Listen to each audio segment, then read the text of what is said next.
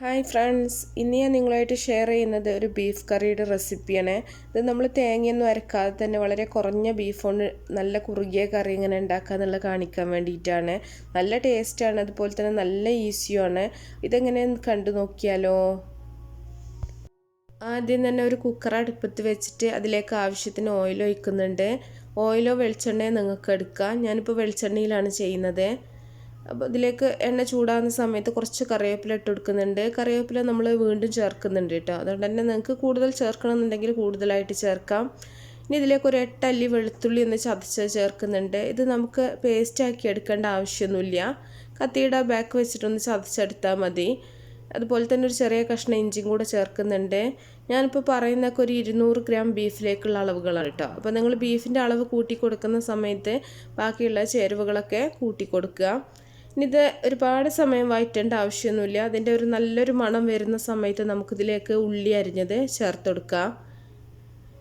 ഒരു 2 വലിയുള്ളിയാണ് ഞാൻ എടുത്തിട്ടുള്ളത്. അപ്പോൾ ഉള്ളിയും തന്നെ ഫൈനായിട്ട് അരിയേണ്ട ആവശ്യമൊന്നുമില്ല കേട്ടോ. കുറച്ച് വലുതായിട്ട് അരിഞ്ഞാലും കുഴപ്പമൊന്നുമില്ല. നമുക്കിത് അരച്ചെടുക്കാൻ വേണ്ടിയിട്ടാണ്. അപ്പോൾ ഈ ഉള്ളിക്ക് പകരം നിങ്ങൾക്ക് വേണമെങ്കിൽ ചെറിയ ഉള്ളി ചേർക്കാം. ഇല്ലെങ്കിൽ ഒരു വലിയുള്ളി എടുത്തിട്ട് പകുതി ചെറിയ ഉള്ളി, അങ്ങനെ പകുതിയായിട്ട് എടുക്കുക. അതൊക്കെ നിങ്ങളുടെ ഇഷ്ടം പോലെ ചെയ്യാം. ചെറിയ ഉള്ളി വലിയ ഉള്ളിനേക്കാളും ടേസ്റ്റാണ് കേട്ടോ. അങ്ങനെ ചെറിയ ഉള്ളിയിൽ മാത്രം വെക്കുകയാണെന്നുണ്ടെങ്കിൽ അപ്പോൾ നിങ്ങൾക്ക് ഇഷ്ടമാണെങ്കിൽ ചെയ്യാം. ഇത് നല്ലപോലെ ഒന്ന് വഴറ്റി കൊടുക്കുന്നുണ്ട്. ഇത് നന്നായിട്ട് വഴന്ന് വരുന്ന സമയത്ത് നമുക്കിതിലേക്ക് മസാലപ്പൊടികളൊക്കെ ചേർത്ത് കൊടുക്കുക. ഒരു 1/2 ടീസ്പൂൺ മഞ്ഞൾപ്പൊടി ചേർത്തിട്ടുണ്ട്.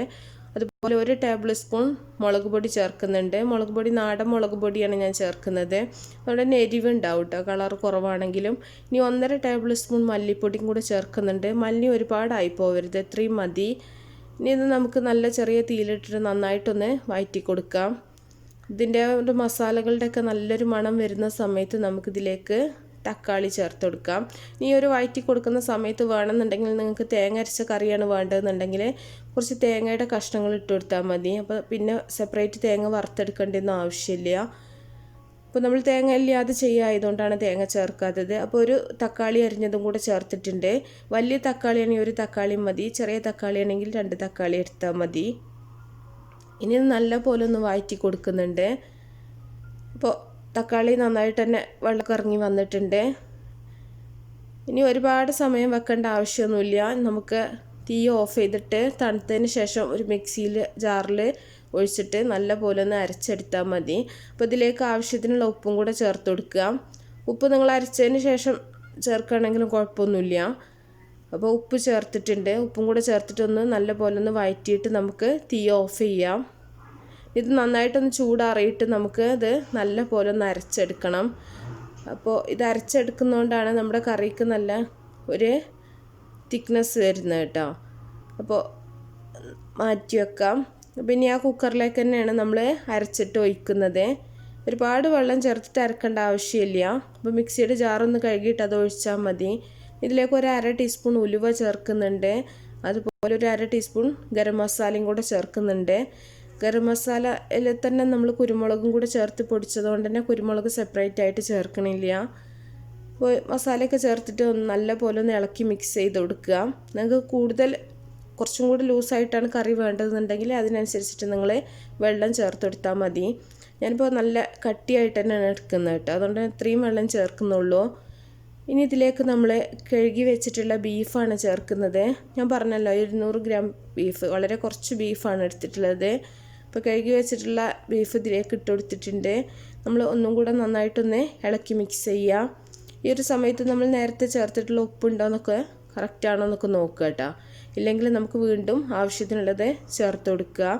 ഇനി ഇതിലേക്ക് നമുക്ക് പ്രത്യേകിച്ച് മസാലപ്പൊടികളൊന്നും ചേർക്കാനില്ല. നമുക്ക് കറിവേപ്പില, അതുപോലെ തന്നെ പച്ചമുളക്, കുറച്ച് മല്ലിയിലും കൂടെ ചേർത്ത് കൊടുക്കുക. അപ്പോൾ കറിവേപ്പില ചേർത്തിട്ടുണ്ട്. പച്ചമുളക് നിങ്ങൾക്ക് കൂടുതൽ വേണമെന്നുണ്ടെങ്കിൽ കൂടുതലായിട്ട് ചേർക്കുക. ഓരോരുത്തരുടെ ഇഷ്ടത്തിനനുസരിച്ചിട്ട് എരിവിനനുസരിച്ചിട്ട് ചേർക്കുക കേട്ടോ. പച്ചമുളക് ചേർത്തിട്ടുണ്ട്. അതുപോലെ തന്നെ നമുക്ക് കുറച്ച് മല്ലിയില അരിഞ്ഞതും കൂടെ ചേർത്ത് കൊടുക്കുക. എന്നിട്ട് നല്ല പോലെ ഒന്ന് ഇളക്കി മിക്സ് ചെയ്തിട്ട് കുക്കർ അടച്ച് വെച്ചിട്ട് നന്നായിട്ടൊന്ന് വേവിച്ചെടുക്കാം. അപ്പോൾ പല കുക്കറിനും പല വിസിലായിരിക്കും കേട്ടോ. എത്ര വിസിലിനാണ് നിങ്ങൾ ബീഫ് വേവിക്കാറുള്ളത് അത്രയും ടൈം നിങ്ങൾ വെയിറ്റ് ചെയ്യുക. അപ്പോൾ നമുക്കത് അടച്ച് വെച്ചിട്ട് വേവാനായിട്ട് സമയം കൊടുക്കുക.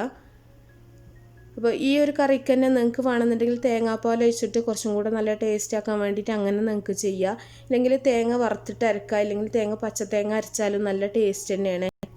അപ്പോൾ നമ്മുടെ കറി ഇവിടെ റെഡി ആയിട്ടുണ്ട്. നല്ല കുറുകിയിട്ടുള്ള ബീഫ് കറിയാണ് കേട്ടോ. തേങ്ങയൊന്നും അരച്ചിട്ടില്ലെങ്കിൽ നല്ല സൂപ്പർ കറിയാണ്. ഇനി ഇതൊന്ന് താളിച്ച് ഒഴിക്കുന്നുണ്ട്. ചെറിയ ഉള്ളിയും കറിവേപ്പിലയും പച്ചമുളകൊക്കെ ഇട്ടിട്ട് നമുക്കൊന്ന് താളിച്ചിട്ട് ഒഴിക്കാം. ഇത് നിങ്ങൾക്ക് പൊറോട്ടയുടെ കൂടെ, പത്തിരിയുടെ കൂടെ, നെയ്ച്ചോറിൻ്റെ കൂടെ ഒക്കെ കഴിക്കാൻ പറ്റും. എല്ലാത്തിൻ്റെ കൂടെ നല്ലൊരു കോമ്പിനേഷനാണ്.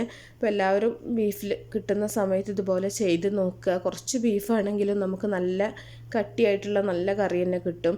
അപ്പോൾ ഇഷ്ടപ്പെട്ടാൽ ലൈക്ക് ചെയ്യുക, അതുപോലെ ഷെയർ ചെയ്യുക. അപ്പോൾ നല്ല നല്ല റെസിപ്പികളൊക്കെ ആയിട്ട് ഇൻഷാ അല്ലാഹ് നമുക്ക് അടുത്തൊരു വീഡിയോയിൽ കാണാം. ഓക്കേ.